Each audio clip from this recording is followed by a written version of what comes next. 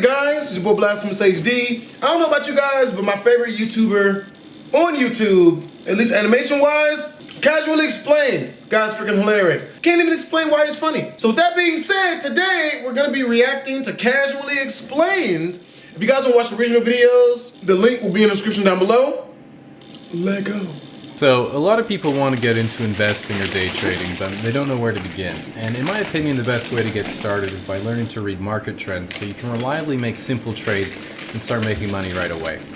So, what's really funny is, I actually used to be into investing in stocks and bonds and all that stuff. So the first thing you need to know about the stock market is, of course, the two directions a stock price can go, which is up or down. And if you think a stock is going up, we'd say that you're bullish, and if you think a stock is going down, we'd say that you're bearish.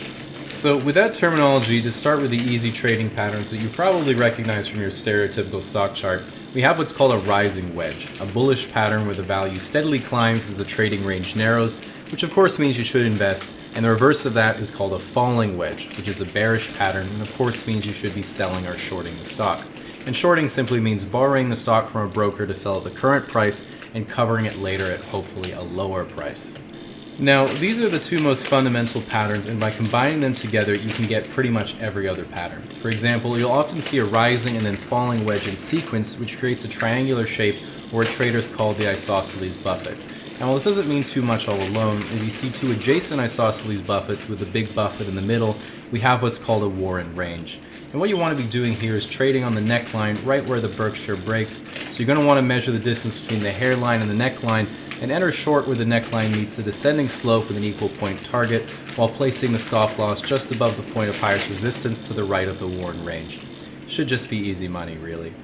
Okay, so moving on, if we step back and you see a pattern of two or more Warren ranges in sequence, all trending towards a higher peak, we call this a bullish bill, which is really where the big money comes from. So if you see this pattern, it means that right away you should Alt-Tab, close your 24 tables of limit hold'em, and start dumping money into tech call options like your child's future doesn't depend on it. On the flip side, if you see a pattern of two or more Warren ranges continually trending towards a lower and lower trough, this is what we call cryptocurrency. So now that you know the basic trading patterns, you're ready. That really can't be, that's really not but Bitcoin, is it? Bitcoin really ain't going down like that, is it? You know the basic trading patterns, you're ready to get invested. This is what we call cryptocurrency. So now that you know the basic trading patterns, you're ready to get investing, and you don't need any special equipment besides a computer. However, if you do decide you want to take this seriously, I would recommend getting some additional monitors.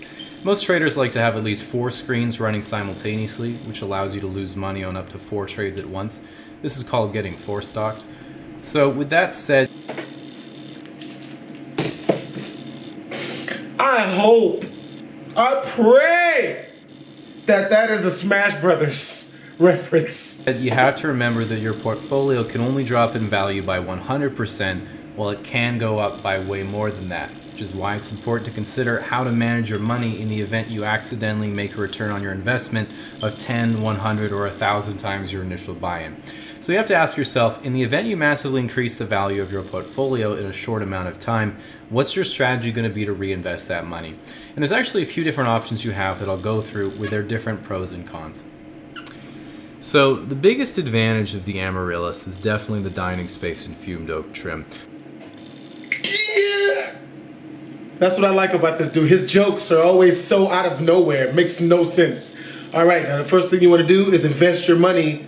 Very, very, very, very important that you invest your money. All right? Now, with that being said, I think the best investment is always spending it all haphazardly on a vacation that I know for a fact I won't really remember anything from because I'll be too plastered. Although you could definitely argue the sauna is a bit lacking. While on the other hand, the Optasia is also a good choice because it comes with several jet skis and an array of tenders, which are highly coveted in the trading world. But unfortunately, they've omitted the stripper poles for this year's charter model once again. But either way, you can't really go wrong. And if you're really not sure, it doesn't hurt to go for both.